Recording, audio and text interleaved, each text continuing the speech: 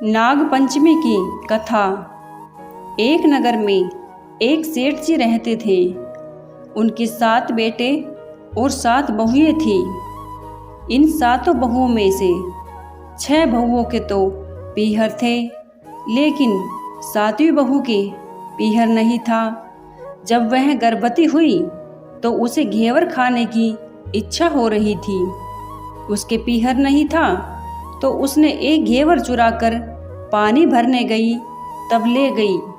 वहां जाकर पेड़ के नीचे घेवर रख दिया और सोचा कि पानी भरकर आराम से घेवर खा लूंगी।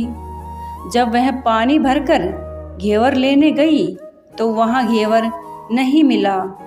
उस पेड़ के पास एक बांबी थी, उसमें एक नागिन रहती थी। वह नागिन भी उस समय गर्भवती थी। घेवर को देखकर नागिन की इच्छा उसे खाने की हुई और उसने घेवर खा लिया। उस नागिन ने सोचा कि यदि साहूकार की बहू मुझे गाली देगी तो मैं उसे डस लूंगी, और यदि कुछ नहीं कहेगी तो इस बिना पीहर की को पीहर दिखा दूंगी। साहूकार की बेटे की बहू ने कहा कि शायद कोई मेरी ही जैसी होगी जिसने यह घेवर खा लिया होगा। ऐसा सुनकर नागिन बहुत खुश हुई और उसने अपने बेटों से कहा कि तुम इंसान का रूप बनाकर जाओ और साहूकार के बेटे की बहू को लेकर आओ। नागिन के बच्चे इंसान का रूप बनाकर साहूकार के घर चले गए। वहां जाकर उन्होंने कहा कि हम हमारी बहन को लेने के लिए आए हैं। तब सास ने कहा कि पहले तो कभी नहीं आए, इतने दिन कहाँ थे?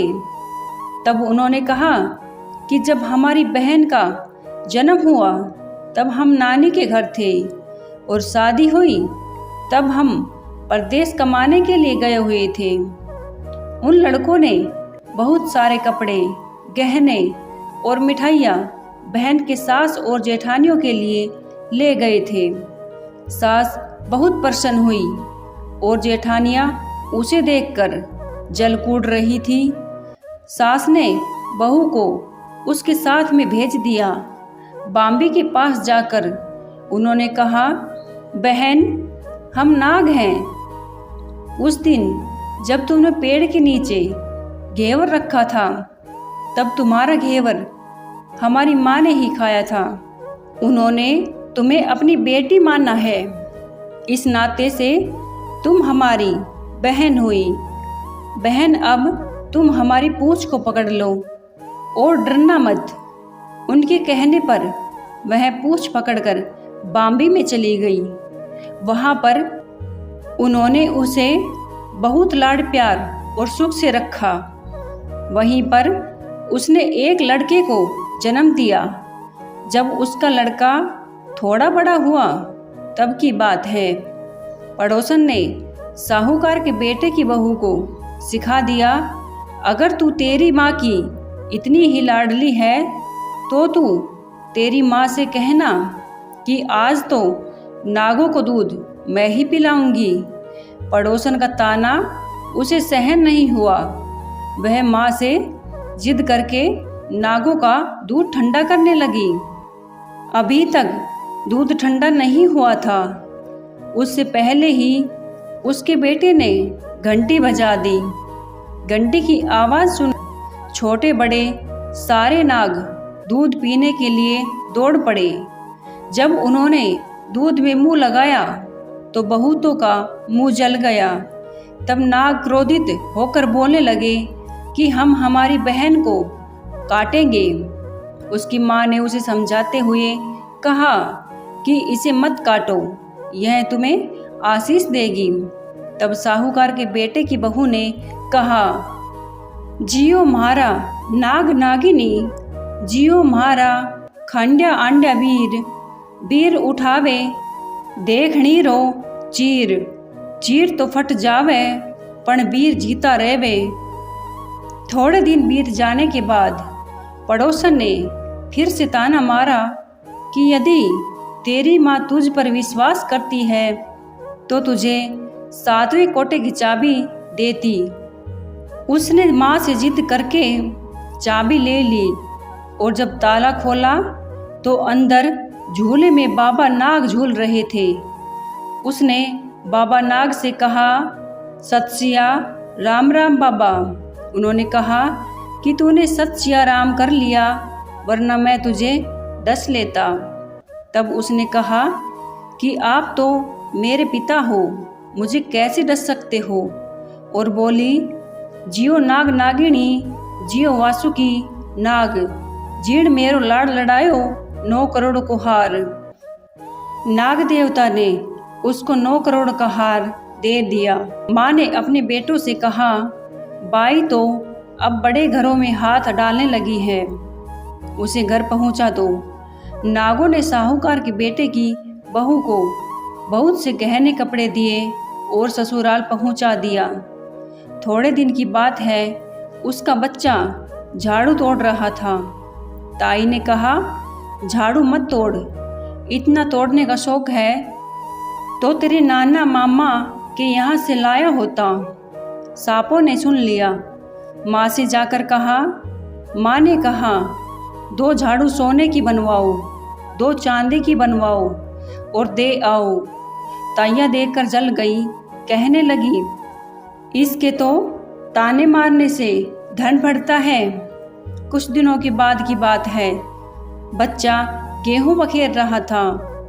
ताई ने ताना मारा, गेहूं बखेरने का शौक है तो नाना मामा से ले आता, हमारे यहाँ तो मत बखेर। सांपों ने सुन लिया।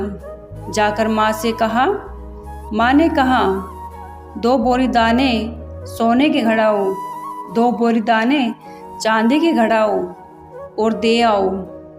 ताइया और जल गई, कहने लगी, इसे ताने मत मारो, इसका धन बढ़ता है। छोटी जिठानी लकड़ी लेने गई, वहाँ सांप था। उसने सोचा सबसे छोटी को बेचना चाहिए, सांप उसे खा जाएगा तो मुसीबत मिट जाएगी। छोटी बहू लकड़ी लेने गई तो वहाँ सांप बैठा था।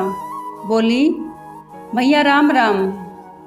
सांप ने झट से बिछुए दे दिए, पहनकर छमछम करती चली आई। जेठानियाँ देखकर जल गई। 2-4 दिन बाद पान की गड्डियों में सांप दिखा तो बड़ी जेठानी ने सबसे छोटी को पान लेने भेजा। उसने सोचा आज अवश्य सांप काट लेगा।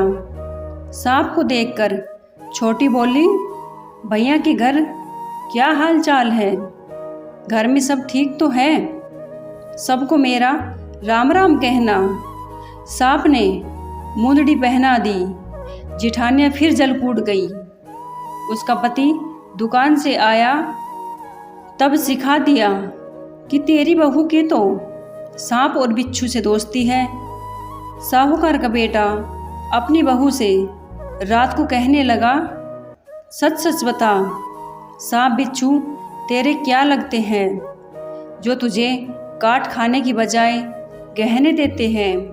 बहू ने कहा, वो तो मेरे भाई भतीजे लगते हैं। फिर उसने सारी बात अपने पति को बताई। पति ने कहा, तो क्या तेरे भाई भतीजे तुम्हें ही बुलाते हैं? कभी अपने जमाई को यानी हमें तो बुलाते नहीं हैं। आने कोने में छुपे सांपों ने बात सुन ली तो जाकर अपनी माँ से कहा। माँ ने कहा, दोनों को बुला लाओ। वे इंसान का रूप बनाकर दोनों को वह बच्चे को बुला लाई। खूब कपड़े गहने देकर तीनों को विदा किया। ऐसा समर्थ पीहर नाग पंचमी की कहानी कहने वालों को, नाग पंचमी की कहानी सुनने वालों को सबको मिले। जैसी अनपीहरी वो पहले रही थी, किसी को भी न रखे। दोस्तों, वीडियो को लाइक, शेयर और सब्सक्राइब ज़रूर करना। मिलते हैं अगली वीडियो में। धन्यवाद।